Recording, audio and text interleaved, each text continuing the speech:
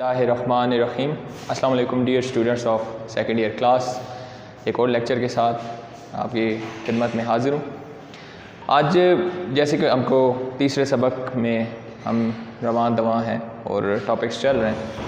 हमने आखिरी टॉपिक जो देखा था वो था हमारे पास, यानी कि हमने पाकिस्तान की आबो हवा के जो इलाके थे, मैदान, वादियाँ, सतह मुर्तफ़ा, शुमाली पहाड़, मगरबी पहाड़, वस्ती पहाड़ी सिलसिले, इन सब के बाद हमने पाकिस्तान के आबो हवा की तरफ बात की थी। पाकिस्तान के जो 4 मौसम हैं बुनियादी तौर पर उसका तज़किरा हुआ था। अब ये टॉपिक कहाँ तक जाना है, आबो हवा के हवाले से गुफ्तगू हुई कि आबो हवा होती क्या है, आबो हवा हम किसे कहते हैं, मौसमी कैफियत जो रोज़ाना की होती है उसको मौसम, और साल साल की बुनियाद पर जो मौसमी कैफियत होते हैं उनको हम क्या कहते हैं, आबो हवा कहते हैं। इसके बाद हमने देखा कि पाकिस्तान के जो 4 मौसम हैं, मौसम गर्मा, ख़िज़ां, सरमा और बहार, उसका तज़किरा किया था। आज हमारे टॉपिक के जो 2 हिस्से रह गए हैं बुनियादी तौर पर, वो एक है बारिशों का मौसम और दूसरा है आबो हवा का इंसानी ज़िंदगी पर असर। ये मैं दोनों इकट्ठी साथ में लिख रहा हूँ।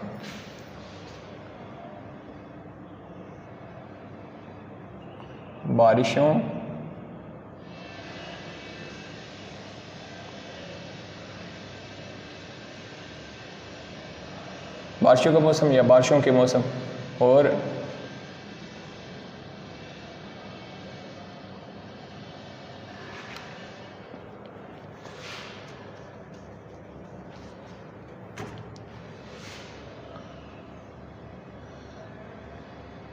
आबो हवा का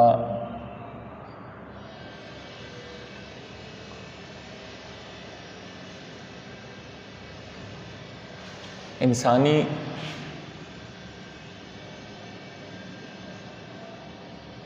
ज़िंदगी पर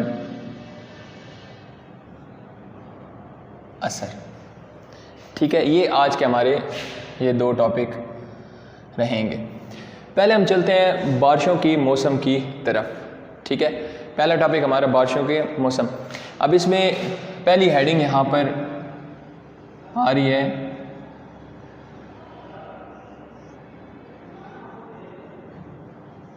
मानसून की बारिशें।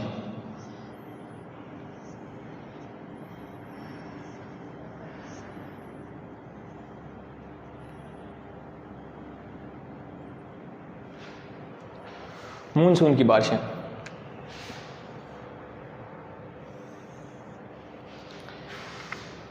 मानसून की बारिशें जैसे कि अभी भी हमारा मौसम मानसून की बारिशों के हवाले से ही चल रहा है।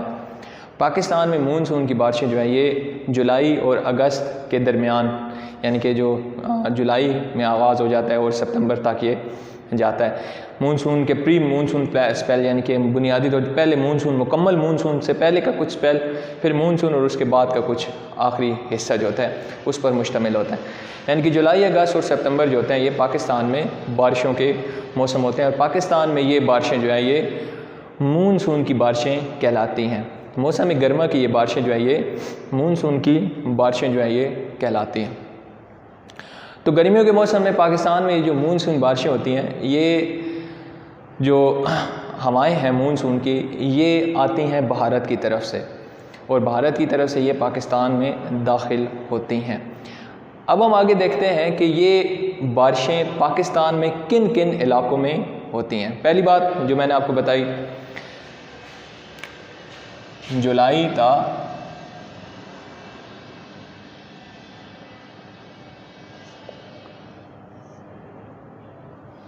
सितंबर। अब इसको ये नहीं देखता, सितंबर में भी रहती हैं ये बारिशें।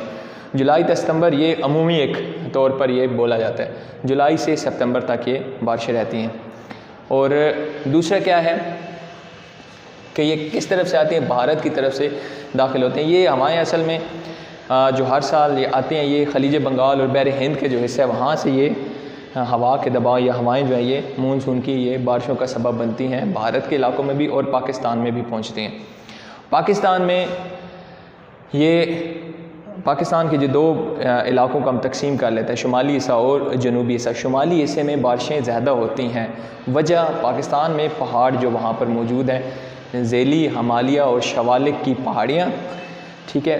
ये जो हमारे पास पहाड़ी सिलसिले हैं ये इन हवाओं को रोकते हैं और फिर यही हवाएं जो होती हैं इन इलाकों में बारिश का सबब बनती हैं। जब हम शुमाली पहाड़ी इलाकों की अहमियत की बात कर रहे थे इब्तदाई टॉपिक में तीसरी चैप्टर की, तो उसमें हमने कहा था कि ये सबसे बड़ी बात है, ये पहाड़ जो होते हैं ये बहर हिंद की तरफ से आने वाली हवाओं को, खलीज बंगाल की तरफ से आने वाली हवाओं को रोकते हैं, जो कि पाकिस्तान में मानसून बारिशों का सबब बनती हैं। ठीक है, और यही वजह है कि यहाँ पर हम तज़किरा कर रहे हैं कि ये शुमाली पहाड़ी जो हमारे पास इलाके हैं कम बुलंदी वाले, ज़ेली, हिमालय, शवालिक, ये पहाड़ी सिलसिले जो इन हवाओं को रोकते हैं। और फिर कहाँ पर ये हवाओं से बारिश होगी? इन्हीं इलाकों में ज़्यादा बारिश होती है। तो मानसून बारिशें जो होती हैं वो किन इलाकों में ज़्यादा होती हैं? शुमाली इलाकों में। ठीक है, शुमाली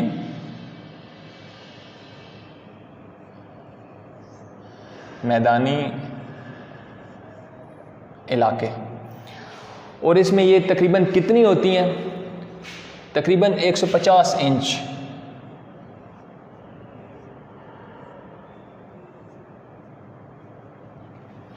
एक 150 इंच तक बारिश जो है मानसून के मौसम में इन इलाकों में रिकॉर्ड की जाती है। जबकि जनूबी इलाके जो होते हैं बतदरीज बुलंदी से यूँ ही हम ज़ेरी हिस्से की तरफ जाते हैं, ढलवान में जाते हैं, तो ये मानसून बारिशों की जो औसत है ये कम होना शुरू हो जाती है। और फिर पाकिस्तान के जनूबी इलाके या जनूबी मैदानी इलाके जो हैं वहाँ पर नहायत कम मानसून बारिशें होती हैं, जबकि शुमाली जो हमारे मैदान हैं उसमें बारिशें ज़्यादा होती हैं, 150 इंच तक। इस वजह से इसकी बुनियादी आप बात कभी कहना कि क्या वाकई ऐसा है, तो ज़रा ख़ुद ही ऑब्ज़र्व कीजिए कि पाकिस्तान में सहरा सबसे ज़्यादा किस इलाके में, जो बड़े सहरा हैं, तो हमें पता चलेगा जनूबी पंजाब, ठीक है, और फिर सिंध के जो शुमाली इलाके हैं वहाँ पर, और फिर आगे सिंध के एरिए जो है, और फिर बलूचिस्तान के ये सारे इलाके जो हैं ये फिर सहराई खसूसियात रखते हैं। क्यों? यहाँ पर बारिशें 10 इंच से भी कम होती हैं सालाना। तो सालाना 10 इंच से कम जिस इलाके में बारिश हो उस इलाके को सहरा कहलाया जाता है। ठीक है, तो मानसून के हवाले से हमने देखा कि वो 12 से दाखिल होती हैं जुलाई तक सितंबर। मैदानी इलाकों में ज़्यादा बारिश होती है, शुमाली मैदानी इलाकों में 150 इंच तक। अब इन शुमाली मैदानी इलाके या ऊपर कौन से इलाके आते हैं जिसमें बारिश ज़्यादा होती है? एक तो हमें पता चल गया जब वो शवालिक के पहाड़ियों के साथ या इन पहाड़ी सिलसिलों के साथ ये हवाएं टकरा के बारिश का सबब बनती हैं, मरी, अयूबिया और दीगर ये इलाके, इस्लामाबाद, यहाँ पर बारिशें बहुत ज़्यादा होती हैं। इसके अलावा सियालकोट और इन इलाकों में भी बारिशें बेतहाशा होती हैं। ठीक है, तो ये वो इलाके बीच में आ गए, मरी, अयूबिया और दीगर साथ के इलाके, इस्लामाबाद, और उसके अलावा सियालकोट के इलाकों में इन मानसून हवाओं की वजह से ज़्यादा बारिशें होती हैं, जो हवाएं जो होती हैं आगे शवालिक के पहाड़ी सिलसिलों जिन हवाओं को रोकते हैं। और हम जब जनूबी मैदानी इलाकों की तरफ आएँ तो जूँ जूँ शुमाल से हम जनूब की तरफ जाते हैं, इन बारिशों की औसत जो है वो बतदरीज कम होती चली जाती है और जनूबी हिस्सों में बारिशें बहुत ही कम होती हैं। बल्कि हम वो सहराई खसूसियात रखने वाले इलाकों को ये कह सकते हैं कि यहाँ पर 10 इंच से कम बारिश होती है। जिन इलाकों में 10 इंच से कम बारिश हो उन इलाकों को क्या कहते हैं? सहरा कहते हैं। तो ये हमारा मानसून की बारिशों की बात हो गई। मानसून के बाद हमारे पास आ जाती हैं मौसम सरमा की बारिशें।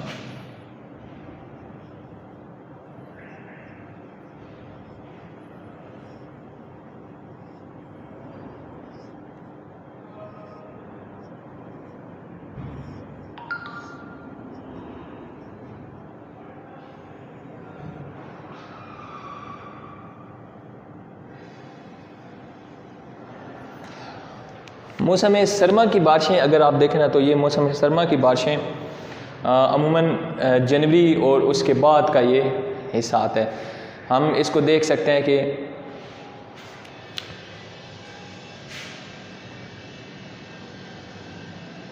दिसंबर के आखिर से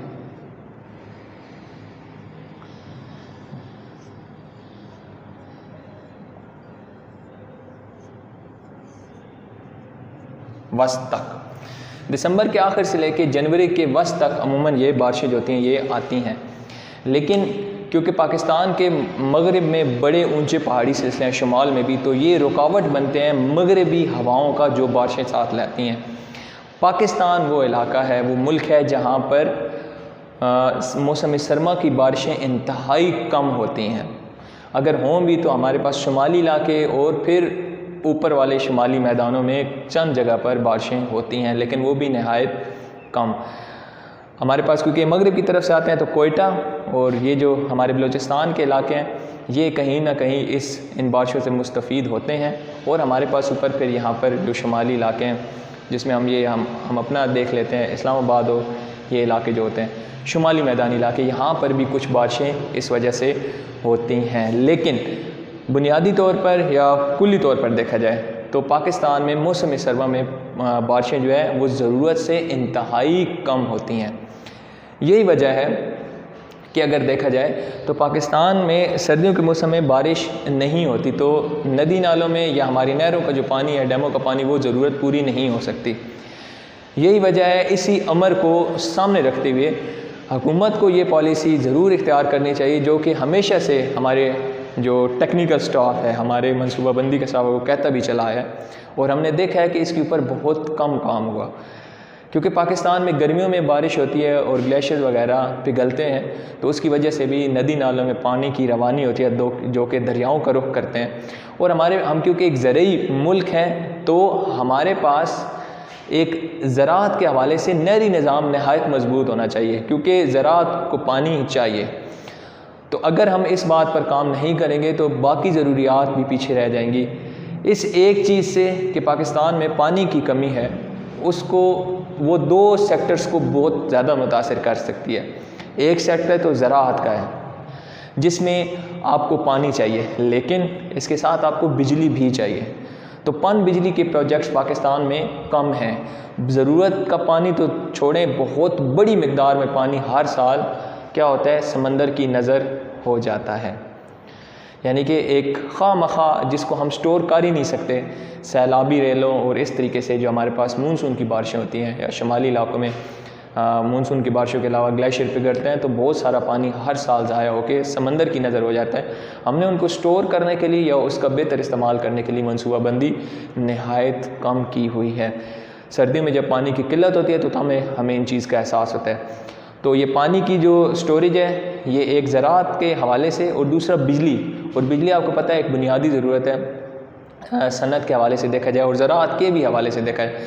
और एक पूरा निज़ाम चलाने के लिए बिजली की पैदावार को उस हवाले से देखना चाहिए कि आने वाले वक्तों में आबादी की बढ़ती हुई सूरत हाल और आने वाले वक्त में जो बिजली की ज़रूरत है उसको कैसे पूरा किया जाएगा। पाकिस्तान हमेशा शॉर्ट फॉल के साथ ही चलता है और एलानिया लोड शेडिंग इसी वजह से की जाती है ताकि जो तलब और रसद का एक दरमियानी फ़र्क है उसको कम किया जा सके। ये हमारा मौसम सरमा और ये हमने देखा बारिशों के मौसम के हवाले से।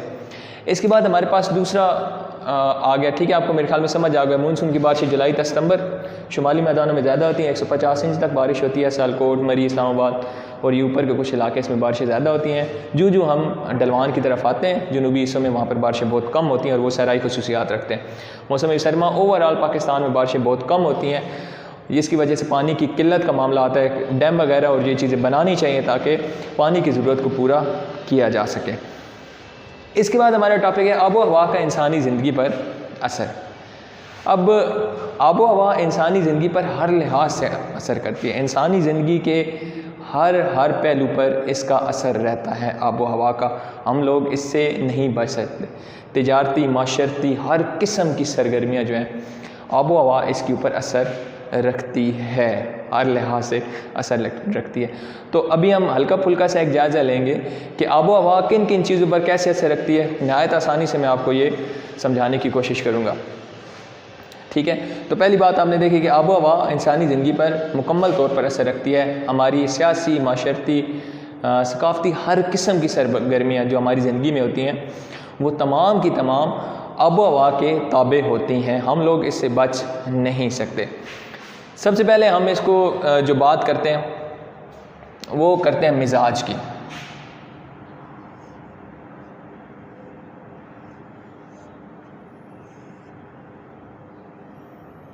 मिजाज या रवैया ये एक बड़ी अजीब बात है और इसको हम कह सकते हैं कि इंसानी ज़िंदगी पर आबो हवा का मिजाज पर भी बड़ा असर होता है।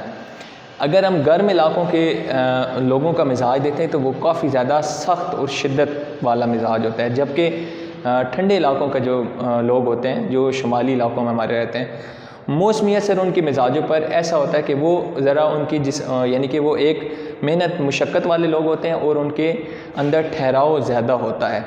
अगर इस चीज़ को हम देखें कि मिजाज का असर कितना ज़्यादा होता है तो ये कहा जा सकता है हमारी तरफ गर्मी की शिद्दत, यानी कि गर्म इलाकों के लोगों में उनमें शिद्दत पाई जाती है, मिजाज में सख्त मिजाज होते हैं, और मेहनत मुशक्क़त जो होती है उसकी तरफ से वो काहिली का होता है, वो इतने ज़्यादा मेहनत मुशक्क़त पसंद नहीं होते। जबकि शुमाली इलाकों में, ठंडे इलाकों के जो लोग होते हैं, वहाँ वो मेहनत मुशक्क़त उनमें ज़्यादा होती है और वो उनमें टॉलरेंस ज़्यादा होती है, उनमें बर्दाश्त ज़्यादा होती है। अगर इस बात को साबित किया जाए तो इसका एक बड़ा मामला हम देख सकते हैं कि शिद्दत यानी कि मिजाज का फ़र्क आबो हवा के लिहाज से कितना ज़्यादा होता है कि कसूर में जो वाक़यात हुए, ज़ैनब का वाक़या और इसके अलावा जावेद इकबाल नामी शख्स जिसने 100 बच्चों को कत्ल करके वो उनको यानी कि केमिकल में डाल के फिर वो फ्लश कर देता था, और इसके अलावा दीगर कुछ वाक़यात ऐसे हुए, तो कसूर की आबो हवा के ऊपर ये बात की गई कि रिसर्च करनी चाहिए कि इनके आबो हवा में क्या एक ऐसी चीज़ है कि वो लोग इतने इंतहा पसंद होते हैं। हम जनूबी हिस्सों में फिर यूँ आगे चलते जाएं तो वहाँ पर हमें जराइम की रेशो शुमाली इलाकों के मुकाबले में, ठंडे इलाकों के मुकाबले में ज़्यादा मिलेगी, जबकि शुमाली इलाकों में हमें जराइम की रेशो जो है, एक तो चले आबादी कम है इलाके, वहाँ पर जराइम की जो औसत निकाली जाए वो हमारे उन आबो हवा के इलाके में जहाँ पर शिद्दत पाई जाती है, गर्म इलाके होते हैं, वहाँ पर मिजाज की शिद्दत और जराइम की औसत भी बहुत ज़्यादा है, जबकि जो ठंडे इलाकों के लोग हैं वहाँ पर जराइम की और इस किस्म की रेशो बहुत कम होती है। तो आबो हवा मिजाज पर भी एक असर रखती है। ठीक है, मिजाज के बाद हमारे पास आ जाता है लिबास।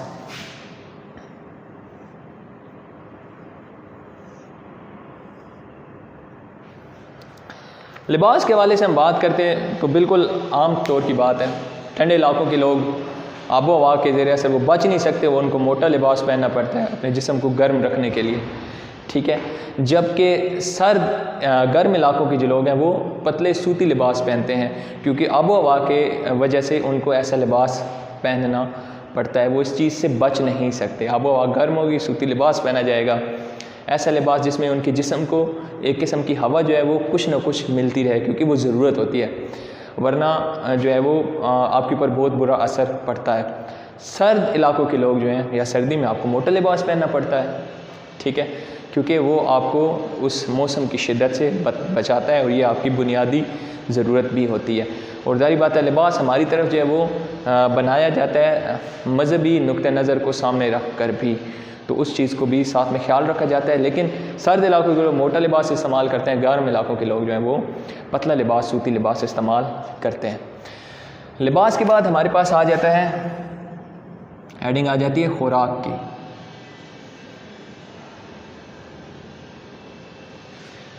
खुराक के हवाले से देखें तो इसमें बड़ा फ़र्क है।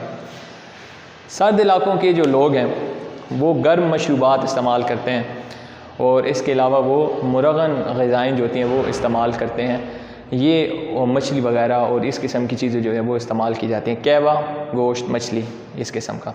जबकि जो गर्म इलाकों के लोग हैं वो दूध, लस्सी वगैरह और सब्ज़ियाँ वगैरह का इस्तेमाल ज़्यादा करते हैं। ये आबो हवा के ज़ेरे असर, यानी कि उसका असर ऐसा होता है कि उसको सामने रखते हुए वो लोग लस्सी और दूध वगैरह और साथ में सब्जियों का इस्तेमाल ज़्यादा करते हैं, जबकि ठंडे इलाकों के जो लोग हैं वो कहवा और मुरगन ग़िज़ाएँ इस्तेमाल करते हैं। हमारे इलाकों में यानी कि पाकिस्तान की मरगूब ग़िज़ा जिसको हम कहते हैं, जो सबसे ज़्यादा पसंद की जाती है वो गोश्त है। खुराक के बाद हमारे पास आ जाती है रिहाइश।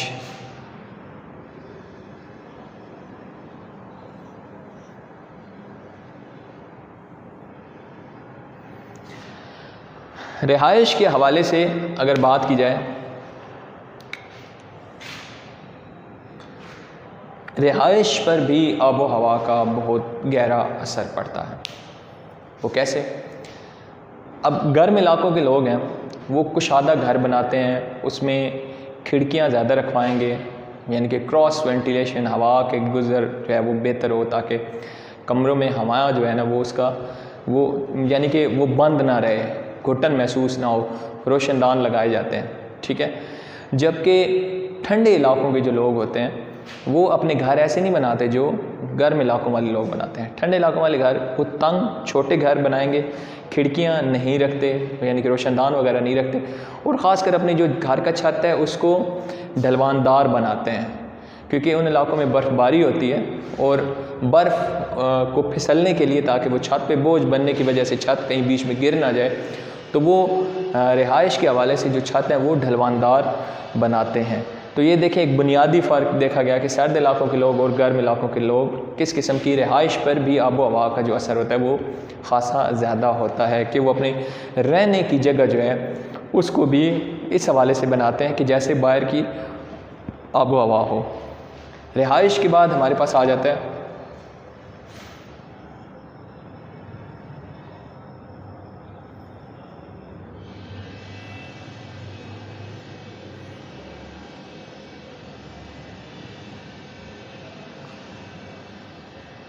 जानवरों पर असर।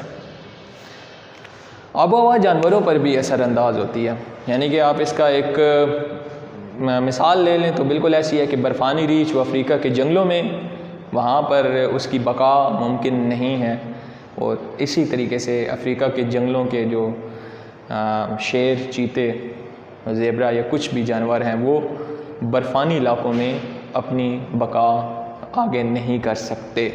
तो आबो हवा जानवरों पर भी ऐसे ही असरअंदाज होती है जैसे कि इंसानों की ज़िंदगी पर असरअंदाज होती है, और यानी कि मुख्तलिफ़ इलाकों के मुख्तलिफ़ जानवर हैं जो कि अपनी मखसूस आबो हवा में ही पलते बढ़ते हैं।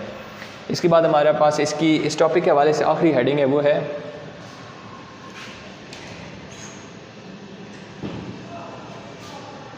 फलों और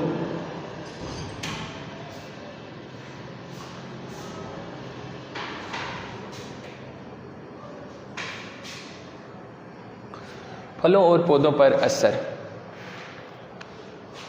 फलों और पौधों पर भी आबो हवा का ख़ास असर रहता है। ये फल और ये पौधे भी अपनी मखसूस आबो हवा में ही पलते बढ़ते हैं। अब आम जो है वो ठंडे इलाकों में उनकी पैदावार मुमकिन नहीं है, तो इसी तरीके से सेब और ठंडे इलाकों के जो हम देखते हैं कि फल हैं वो, या वो जो हम पौधे कहते हैं, वो गर्म इलाकों में परवरिश नहीं पा सकते। तो फल पौधे भी अपने मखसूस आबो हवा में ही पलते बढ़ते हैं। ये बेटा आप लोगों का आज का टॉपिक था, और यकीनन आपको समझ आ गया। मिजाज की बात की गर्म और ठंडे के हवाले से। लिबास ठंडे इलाकों का मोटा होता है वो, और गर्म इलाकों में वो सूती लिबास इस्तेमाल करते हैं। खुराक में भी वो मुरगन ग़िज़ाएँ और कहवा और गर्म जो ग़िज़ाएँ इस्तेमाल करते हैं, गर्म इलाकों वाले ठंडी ग़िज़ाएँ इस्तेमाल करते हैं। रिहाइश खुले हवादार घर बनाते हैं, वो सर्द इलाकों वाले तंग और ढलवानदार घर बनाते हैं। जानवरों पर भी ऐसा असर होता है जो मैंने बताया, और फलों और पौधों पर भी। तो ये था आपका आज का टॉपिक। अगले लेक्चर तक के लिए अल्लाह हाफ़िज़।